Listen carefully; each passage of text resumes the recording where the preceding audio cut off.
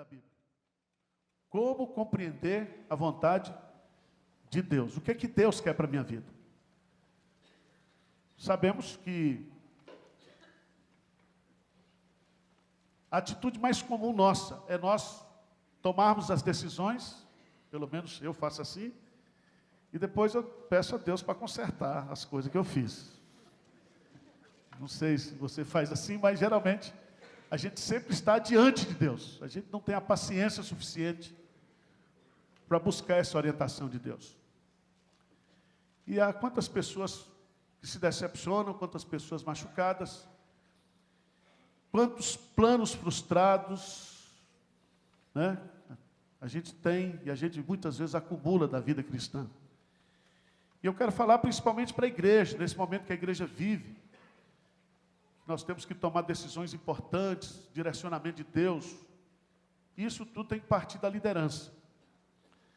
Vamos ler juntos aí, 2 Samuel, capítulo 5, a partir do versículo 17.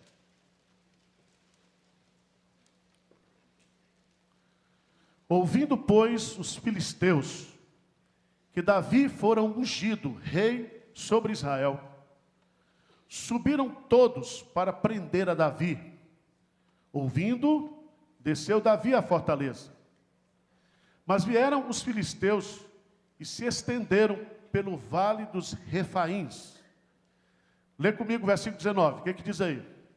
Davi consultou ao Senhor, dizendo: subirei contra os filisteus, entregar-vos-ás nas mãos? Respondeu-lhe o Senhor: sobe, porque certamente entregarei os filisteus nas tuas mãos. Então veio Davi a Baal-Perazim e os derrotou ali. E disse: rompeu o Senhor as fileiras inimigas diante de mim, como quem rompe águas. Por isso chamou o nome daquele lugar Baal-Perazim. Os filisteus deixaram lá os seus ídolos, e Davi e os seus homens os levaram. Os filisteus tornaram a subir e se estenderam pelo vale dos Refaíns. Versículos 23 e 24. Vamos ler juntos? Davi consultou ao Senhor, e este lhe respondeu: não subirás, rodeia por detrás deles, e ataca-os por desfronte das amoreiras. E há de ser que, ouvindo tu o estrondo de marcha pelas copas das amoreiras, então te apressarás. É o Senhor que saiu diante de ti a ferir o arraial dos filisteus. Fez Davi como o Senhor lhe ordenara, e feriu os filisteus desde Geba até chegar a Gézer. Senhor Deus, tu sabes o quanto nós precisamos da tua direção. E nós queremos reconhecer o Senhor em todos os nossos caminhos. Nós precisamos da tua direção, da tua ajuda. Nós não queremos tomar decisões precipitadas na nossa vida, decisões humanas, decisões por interesses e motivações equivocadas. Deus, nós precisamos ouvir a tua voz. Nós precisamos que o Senhor nos dirija os nossos passos, a nossa vontade. Fale conosco, Senhor, nos mostre, nos revele a tua vontade. Nós te pedimos isso humildemente, em nome e por amor de Cristo Jesus. Amém.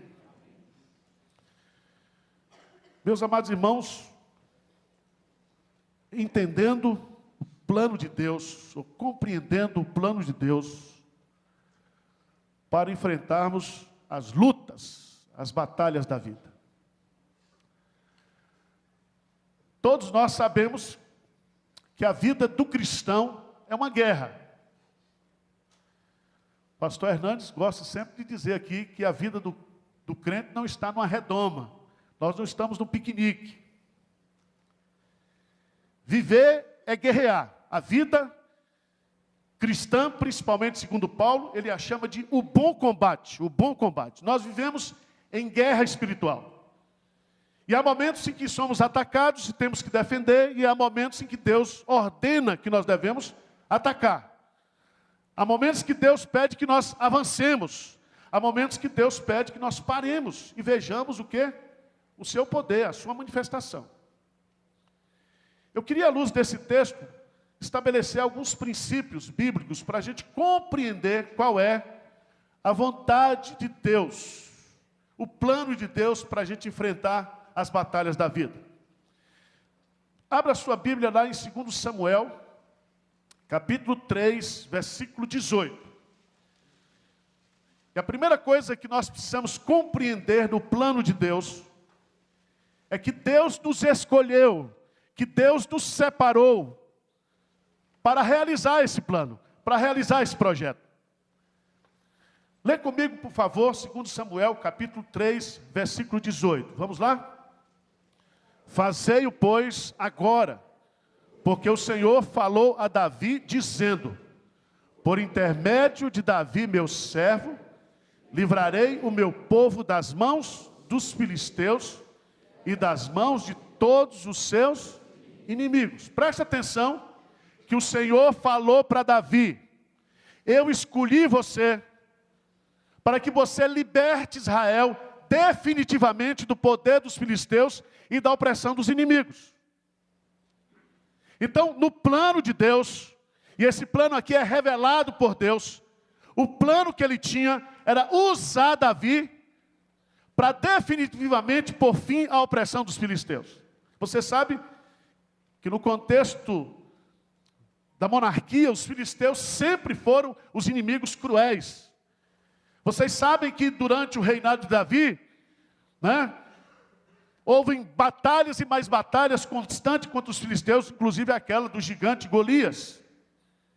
Mas os filisteus sempre se reanimavam, os filisteus sempre se voltavam, se reamavam e vinham de encontro o povo de Deus. E a primeira coisa que eu preciso aprender será que é o plano de Deus para a minha vida isso que eu estou querendo? Será que Deus está me chamando para o ministério? Esses dois jovens que estavam aqui, nós acabamos de orar por eles. Eles precisam sair daqui na convicção de que Deus está enviando-os. Foi Deus que os separou, foi Deus que os chamou. Foi Deus que deu a condição para que eles fossem preparados. É Deus que vai levantar os recursos. É Deus que vai preparar tudo. Essa convicção é necessário que nós tenhamos o quê? Na nossa mente e no nosso coração. Abra a sua Bíblia, por favor, lá em Jó, capítulo 42. Jó, capítulo 42.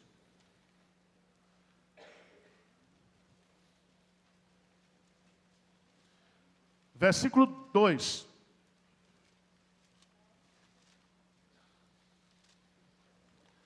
Vamos ler juntos? Jó 42, 2, o que é que diz? Bem sei que tudo podes, e nenhum dos teus planos pode ser frustrado. Presta atenção que esse versículo nos ensina coisas preciosíssimas. A primeira delas é que Deus, ele é onipotente. Bem sei que tudo podes. Não há impossíveis para Deus. Deus pode tudo e na sua onipotência ele exerce a sua soberania. Mas como é que Deus exerce essa onipotência e essa soberania? E ele vai nos dar aí. E nenhum dos teus planos. Ou seja, Deus exerce a sua onipotência, a sua soberania, através de planos, de projetos, de desígnios. E Ele prepara tudo. E você tem que entender que esses planos de Deus, jamais, ou nenhum deles pode ser o quê? Frustrado. Frustrado. Jonas tentou frustrar o plano de Deus em Nínive, mas não conseguiu. Então Deus, Ele vai realizar a sua vontade através de nós e apesar de nós. O que Ele tem para fazer, Ele vai fazer. E na sua condescendência, Ele quer nos usar, quer usar você, quer usar a mim. E é tão interessante que aqui há uma confissão. Ele diz, bem Eu sei o quê? Bem. Eu sei bem do ponto de vista experimental. Eu sei bem do ponto de vista do conhecimento teórico. É como Paulo diz lá em Romanos, sabemos que todas as coisas. É como diz Paulo, eu sei em quem tenho crido. Eu posso experimentar isso, eu posso conhecer isso. E eu queria que nesta noite você entendesse, em primeiro lugar, que no plano de Deus, o primeiro item para a gente compreender esse plano, é termos a convicção de que nós fazemos parte desse plano, que Ele nos escolheu para fazermos este plano. Tudo bem? Vamos lá. Mas vamos para o texto. Diz o texto sagrado, voltando agora para o 5,17. Ouvindo, pois, os filisteus que Davi foi ungido rei sobre Israel. Vocês se lembram? Vocês se lembram que Davi foi ungido há 22 anos atrás? Vocês se lembram disso? Pelo profeta Samuel, depois que Deus rejeitou a Saul. E do período em que foi ungido por Samuel, até esse momento em que ele está sendo ungido rei, ele está assentando no trono, passaram-se 22 anos. E diz o texto sagrado, que subiram todos para prender a Davi, os filisteus, os inimigos. E aqui eu queria chamar a sua atenção para um fato extremamente importante. É de que o fato de nós estarmos dentro dos planos de Deus, o fato de Deus ter nos escolhido para uma missão maravilhosa, isso não significa que nós não vamos ter o quê? Problemas. Pelo contrário, os problemas virão até nós. As perseguições, as críticas, as setas do maligno, as provações. Meus amados irmãos, você tem que entender isso. É que o fato de você estar no centro da vontade de Deus, isso não significa que você tenha paz. Eu louvo a Deus por uns irmãozinhos que são bastante crentes. Né? E quando dizem, não, eu estou na vontade, porque eu estou com uma paz, eu estou numa paz. Veja o que o apóstolo Paulo diz lá em 2 Coríntios. 2 Coríntios, capítulo 7.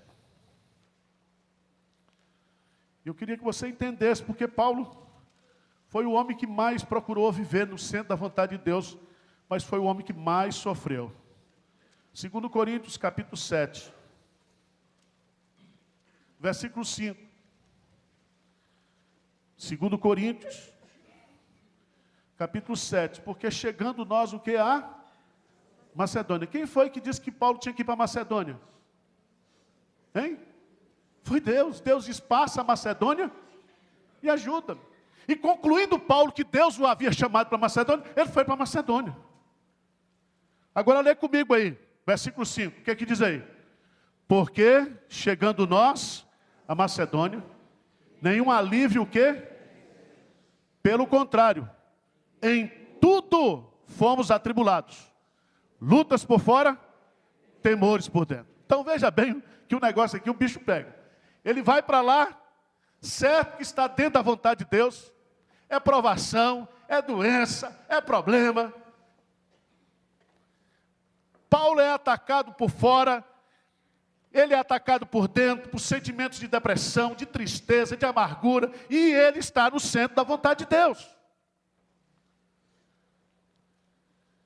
Ele diz aí, porém Deus que conforta os abatidos, nos consolou com a chegada o quê? De Tito. E é tão bonito porque nesses momentos assim, Deus sempre coloca pessoas para nos encorajar, para nos animar. Apesar de todas as aflições, de todas as lutas, Deus está conosco. Então, voltando para o texto de Samuel, o primeiro princípio que nós aprendemos nesse texto aqui, é de que para enfrentarmos, ou para nós realizarmos o projeto de Deus, nós temos que ter consciência de que Deus nos escolheu para fazer isso. Segundo, é que ao fazermos isso, ou ao sermos escolhidos para isso, nós seremos atacados, nós seremos perseguidos, nós seremos caluniados. Esse processo se dá no meio da luta, da crise. Mas em terceiro lugar, nós precisamos ter convicção de que Deus nos chamou. Nós precisamos saber que a vontade de Deus se dá em muita luta, mas nós não podemos perder a capacidade de consultar ao Senhor. Diz aí, Davi consultou ao Senhor dizendo, provavelmente ele consultou aqui por Urim e Tumim, ou foi lá no profeta Natã e disse, Natã, o que é que eu faço?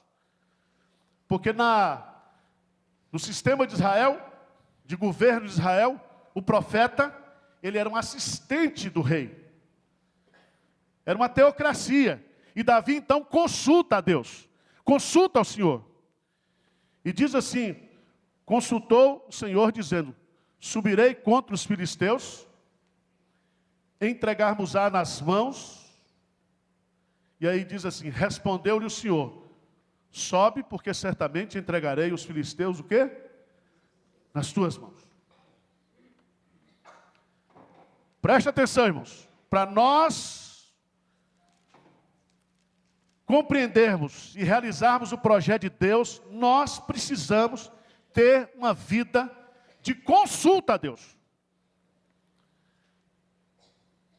Vamos pegar aqui, não precisa você falar muito não, só pensa aí nas coisas que você fez esse ano, esse mês, essa semana. Você fez sem consultar a Deus e deu errado. Abre o confessionário aí, quem fez isso? Pode levantar mesmo, não tem vergonha não. Deus está vendo. Quantas coisas a gente faz sem consultar ao Senhor e depois a gente pede a Deus para consertar. São casamentos, são empreendimentos, são negócios, são decisões que a gente toma sem consultar o Senhor. E é tão interessante porque essa consulta aqui não é para a ação. Essa consulta aqui é para reação. Ele não consulta aqui do ponto de vista proativo, mas ele está entendendo aqui que a vontade de Deus na sua vida se daria a partir de uma provocação.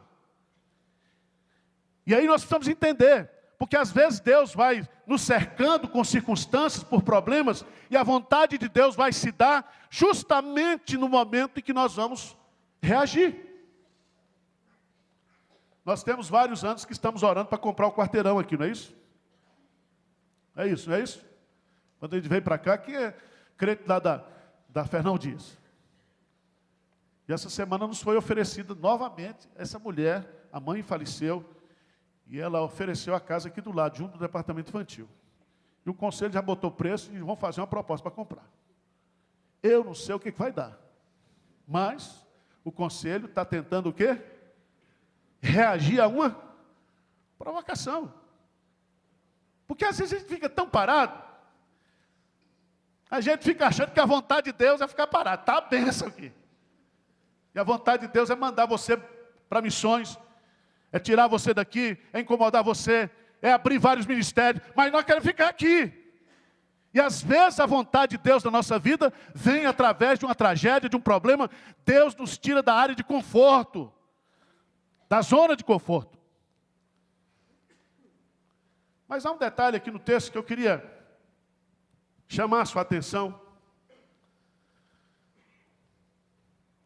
É que Deus, muitas vezes, Ele muda a sua estratégia, mesmo enfrentando um mesmo problema. Diz o texto sagrado que Davi consultou, ele foi lá, subiu, e diz aí no versículo 20 que Davi veio a Baal-Perazim e os derrotou ali. E aí aparece a expressão, rompeu o Senhor as fileiras inimigas diante de mim, como quem rompe o quê? Águas. A ideia de Davi aqui é o seguinte, é como se uma barragem de água se rompesse. E ele então vai, junto com essa barragem, enfrentando os inimigos filisteus. E Deus então vai dando vitória para ele em tudo. E Davi aqui teve que pegar a espada e descer a espada no povo. Teve um valente de Davi, que depois que ele lutou contra os filisteus, a espada ficou agarrada na sua mão. Ele matava mais de 1000 pessoas só pelo giro da sua espada. E aqui foi usada a força, foi usada a inteligência, foi usado aqui o lado humano, a ação humana. Deus estava presente, mas foi necessário que houvesse a atividade humana. Mas veja no texto, versículo 22, que os filisteus tornaram a subir e se estenderam pelo vale dos refins. Os filisteus tornaram o quê? A subir. Por que eles tornaram a subir? Porque Deus ainda não havia matado o quê? Todo mundo. O problema não tinha sido resolvido. E às vezes nós temos que, para derrotar o inimigo, enfrentar várias batalhas, quer seja no campo do vício, do pecado, quer seja no campo do empreendimento, quer seja no campo da família, os problemas vão e tornam a vir. E diz o texto sagrado, que Davi consultou ao Senhor. E este o que ele respondeu: não subirás. Rodeia por trás deles. Vá comendo pelas beiradas, aqui ó. Vai comendo pelas beiradas. Vai rodeando. E ataca-os por defronte das amoreiras. Então veja bem, aqui Deus, para tratar do mesmo assunto, do mesmo inimigo, vai dar uma estratégia nova. E aqui você precisa aprender uma coisa, irmãos. Deus, Ele tem os seus planos, mas Ele não repete as estratégias.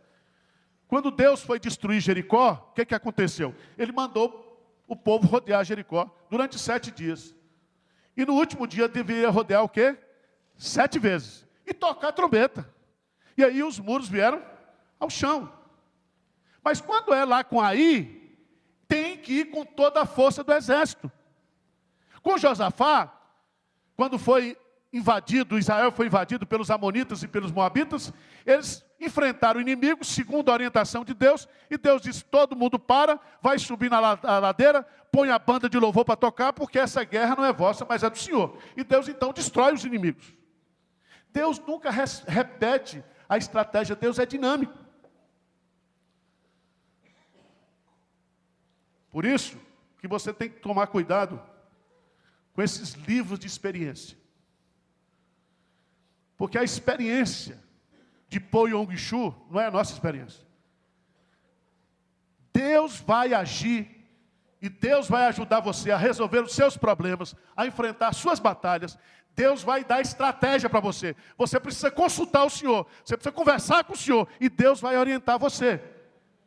Buscar-me-eis e me achareis quando me buscardes com todo o vosso coração. Ele vai ensinar você.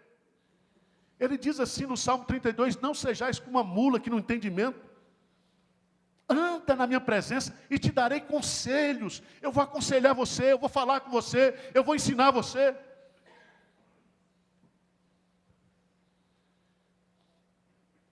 Mas o que eu acho interessante desse texto, irmãos, é que também Deus, na sua estratégia, Ele dá estratégia e Ele dá o tempo para você agir. Veja no versículo 24, que aqui vem um negócio assim, bastante pentecostal. Diz assim: e há de ser que quando ouvindo tu um estrondo de marcha pelas copas das amoreiras, então o quê? Te apressarás. E o que significa isso? Esse estrondo de marcha. Deus vai explicar aqui para ele. Ele diz assim: é o Senhor que saiu diante de ti a ferir o arraial dos filisteus. Presta atenção. Se o Senhor não for com você, se o Senhor não for à frente de você, se o Senhor não for dentro de você, se o Senhor não for do seu lado, você, por favor, não faça nada. Não parta para decisões na sua vida, se o Senhor não estiver com você. Diz amém aí, por favor. Amém. Moisés disse assim: se a tua presença não for conosco, não nos faça sair desse lugar. Nós não vamos dar um passo aqui, se o Senhor não for conosco. E você sabe que Davi e que Moisés já tinha rosto resplandecido, Moisés já tinha visto milagre, Moisés já tinha visto tanta coisa de Deus, mas para para ele, o importante não eram os milagres de Deus, o importante era a presença de Deus. A presença de Deus, a companhia de Deus. E aqui, meus amados irmãos, eu queria que você entendesse uma coisa que é muito importante aqui, nesse texto.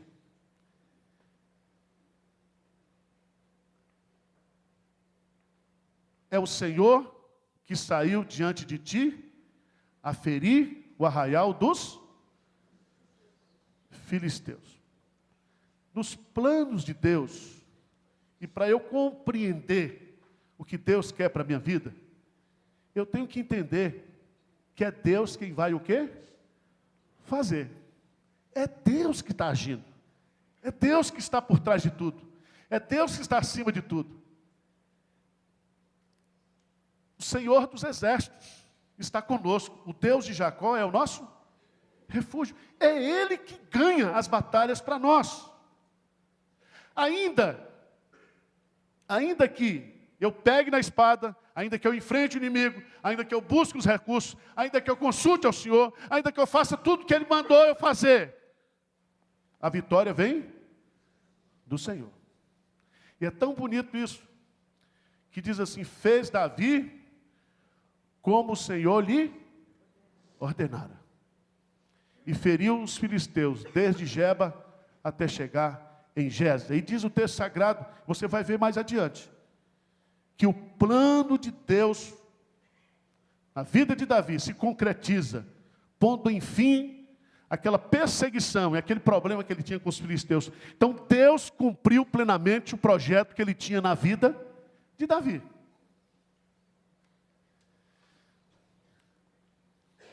Agora, como é que a gente vai aplicar isso para nós hoje à noite? Quem está enfrentando lutas e precisa tomar decisões na sua vida aqui hoje? Quem levanta a mão? Só os normais.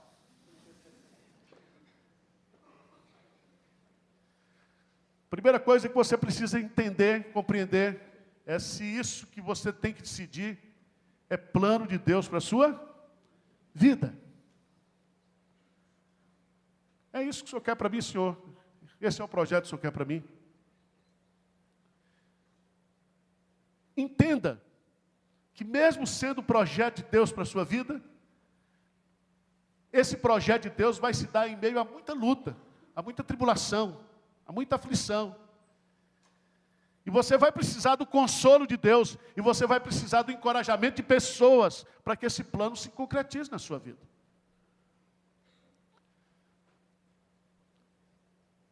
Mas você precisa estar agarrado com Deus. Reconhece-o em todos os teus caminhos, e Ele endireitará as tuas veredas. Reconhece, Senhor, eu preciso tomar essa decisão, preciso tomar essa. Reconhece Deus, Senhor, eu preciso do Senhor para resolver isso aqui, Senhor. Reconhece, e Ele vai endireitando, Ele vai consertando, Ele vai dirigindo os seus passos no centro da vontade de Deus. Mas também, você tem que entender que é Deus que vai lhe dar a vitória.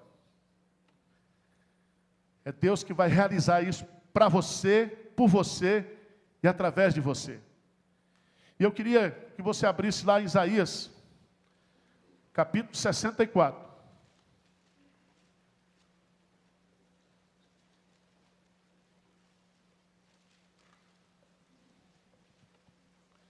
Versículo 4. Isaías 64, versículo 4. O que diz aí? Porque desde a antiguidade não se ouviu, nem com ouvidos se percebeu, nem com os olhos se viu, Deus além de ti, que trabalha para aquele. Nós não trabalhamos para Deus.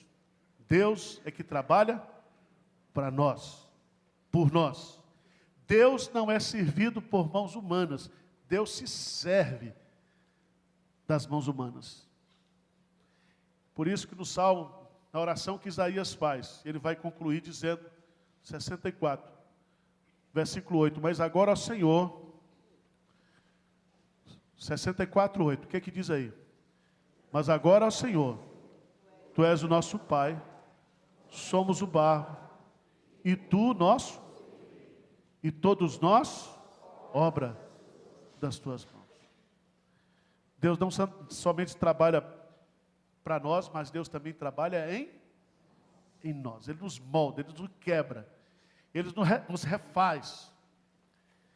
E talvez você esteja hoje à noite aqui, tão triste porque coisas não deram certo na sua vida. Empreendimentos, projetos. E nós como igreja, nesse momento que estamos vivendo, precisamos como igreja ter consciência disso também. O que é que Deus quer para nós? O que é que Deus tem para nós? Reconhecer Deus, buscá-lo, consultá-lo, para que a vontade de Deus se cumpra na nossa vida.